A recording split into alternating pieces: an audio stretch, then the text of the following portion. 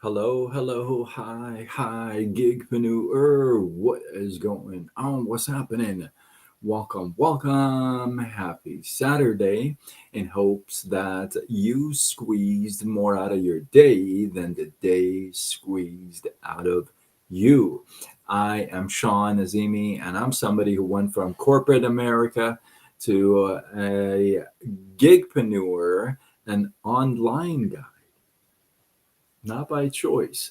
I actually was in the corporate world for a long time. My pancreas shut down, left me unemployable with nothing to fall back on. And that sucked. And so I had to get redirected. I got redirected to this whole online space, this gig economy, if you would.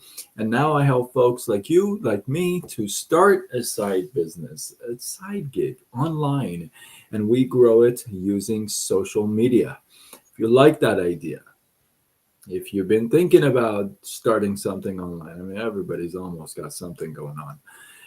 If you like some end of the year tax write offs, just bunch of stuff. If you like the idea of it being flexible, then go to sidegigshawn.com, answer a couple questions there. I'll reach out. We'll have that conversation. What is happening? If you're joining me live, we are live on Facebook, Instagram, TikTok, and YouTube. Drop a comment so I know you're here because I don't always know you're here until you drop a comment. But got a great story for you tonight. You guys know I am a sucker for stories, especially if they are real stories. I love these. So, some of the greatest friendships, greatest bonds weren't really scheduled, right? It wasn't like planned. It's not like you were planning on meeting your best friend and saying, I'm going to meet my best friend on this day, on this date, at this place, and instantly or over a period of 2 weeks, we're going to be best friends. It's kind of not how it happens. Am I right or am I right? Drop a one if you did not plan to meet your best friend. Okay. Well, that's kind of the case with me and this other guy. This other guy was at a lunch with his friend, and friend's Dotson jumps on his lap and he naturally pets him, puts him down, grabs in his pocket a brush, and starts to paint this dog on a ceramic plate. Some of you may know or may have heard of this guy. Pablo Picasso never wanted to get a dog until that day when this dog just kind of jumped on his lap and gave him so much love. In fact, he gave him so much love. He asked the owner. He said, "Well, what's the guy's name?" And the owner said, "Lump," as in German for rascal. Well, he bonded so well with Pablo that the owner said, "You know what? Why don't you keep him for the afternoon?" Ended up keeping the dog Lump for the afternoon, and then for that night, and then for that week, and then for that month. In fact, stayed with him for 6 years. They became best friends. He would sit under the aisle as he would paint, and he would just kind of curl up in a ball by the canvases. And one day, and Pablo would paint his dog all the time. Until one day, Lump gets sick, and they take him in for treatment, except he doesn't ever return. In fact, after Lump dies, Pablo Picasso dies 10 days after that. Amazing what these bonds do. Hey, you guys from YouTube. Hey, is it D? Hey, Brad, what's going on? So, isn't that amazing that these bonds are crazy? Pablo Picasso, somebody who never thought he would get a dog, right, ends up with his dog, and 10 days after its death, he dies. I have a neighbor who his girlfriend happened to be, I don't know, about I'd say about maybe 80 miles away from here, and happens to find this little dog and picks it up, and no collar or anything. So she picks it up, brings it, and gives it to her boyfriend. Well, the guy was walking around, and he had this rope around this dog. He never had a dog before. In fact, for a month, he tried to get rid of this dog. He kept saying, you know what, I'll give it away for free. I don't even know what to do with him. Now it's been maybe about four, maybe 5, 6 months. So you got to see, he's got two beds for him. He's got a leash. He gets groomed. He gets cared for, and try to take this guy away from him.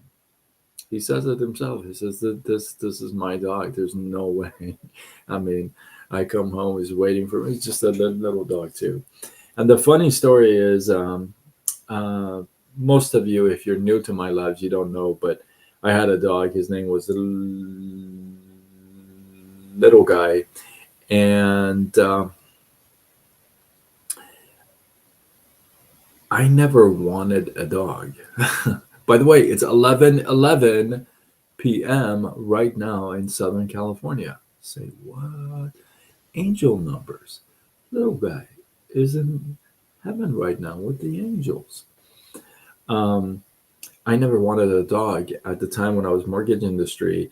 My processor, his dog was pregnant, and he kept calling me. He goes, "Do you want a dog?" I'm like, "No." He goes, "Do you want a dog?" No. And then one day he sends me a picture. And I go, "What is this?" He goes, "This is your dog. He was just born. You pick him up in 8 weeks." I'm like, "What are you talking about?" Sheena, what's up? I go, "What are you talking about?" So anyway, I picked him up, and he became my best friend. The best 13 years I had of my life were with him. And let's see, Davante says, "You look like Rocky." Hey, thanks. That's a big compliment. I'm a big, huge Rocky fan, if you can't tell. Hey, how you doing?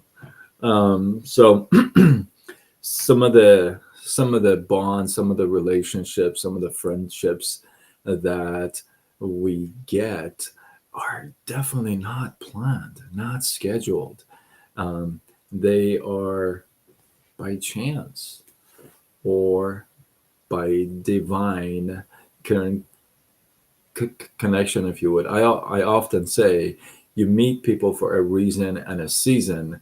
It's the same thing with pets. We get so attached, especially dogs. We get so attached to them. So if that's the case with pets and friends, that you don't schedule them to meet your best friend on this certain day, on this certain time, at this certain place. Just happens, right? So if that's the case with human and pets, then why can't that be with your purpose, with what you do? See, most of us don't want to look at these side gigs and the business opportunities that are available online because it's nothing we thought about. We haven't scheduled it. We're not used to them, and then we keep pushing them back. What if Pablo Picasso would push back the dog lump? What if I had pushed back on little guy? What if you pushed back and constantly pushed back on your spouse? Well, maybe you did with your spouse, on your best friends, your pet, your kids. It wouldn't make sense. But yet we push back on opportunities every single day. The funny thing is, we also ask for opportunities. We don't actually ask for opportunities. When we pray for a better life, we in our head, we pray for skipping the journey. Let's just be truthful with each other. You're not praying, oh God, please give me an opportunity and I'll work really hard, bust my butt, and do whatever it takes to do it. That's not what you're praying for. You're like, God, get me out of this, meaning, let me wake up in the morning and there's a sack of coins and I won the lotto by my front door. We don't pray for the journey. We pray for the end result because we don't want to go through the journey. That's the truth. How many of you pray for wisdom versus wealth?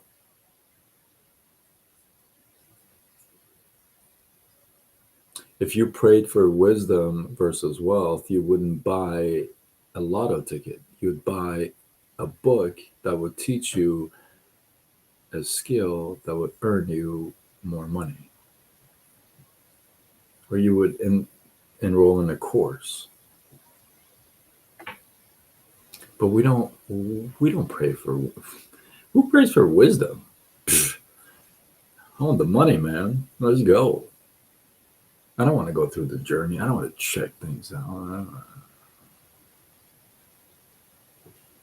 I was on a training this morning with the team, and there were a couple of things that there were so many things that were said, but there were a couple of things that just blew my mind, literally blew my mind.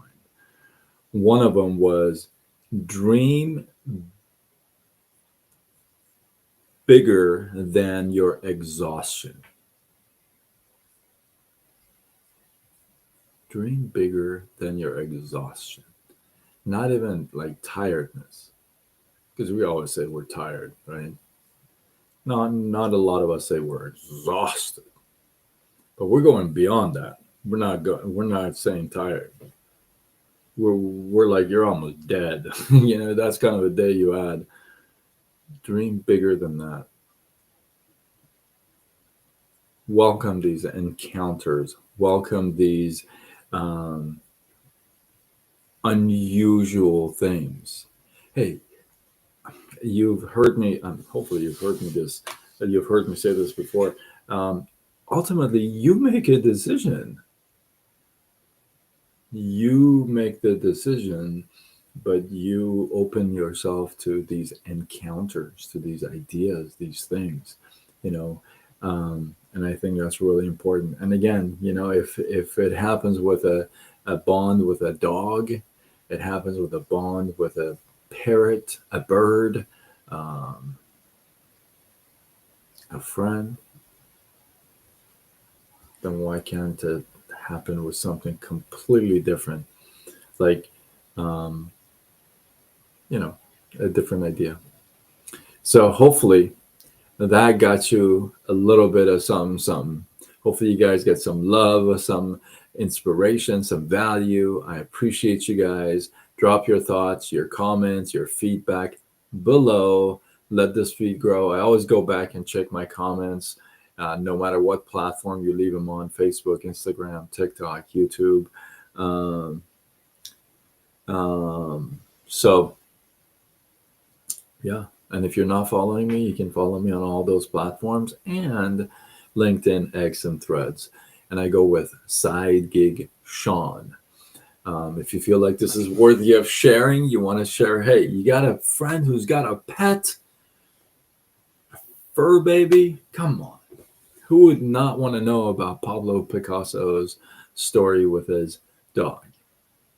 I bet not a lot of us knew. I didn't know. I thought that was really cool. So, anyway, if you feel like you know somebody who would get value from this, then tag him. Let's go share it with them. And with that, I am Sean Azimi. I'm somebody who went from corporate America to an online gigpreneur.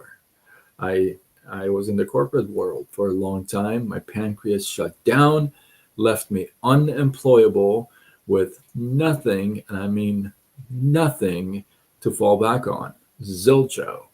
And that sucked. And so I got redirected to this whole online space and this gig economy. And now I help folks like you, like me, to start a side business, to start a side gig online. And we grow it using social media.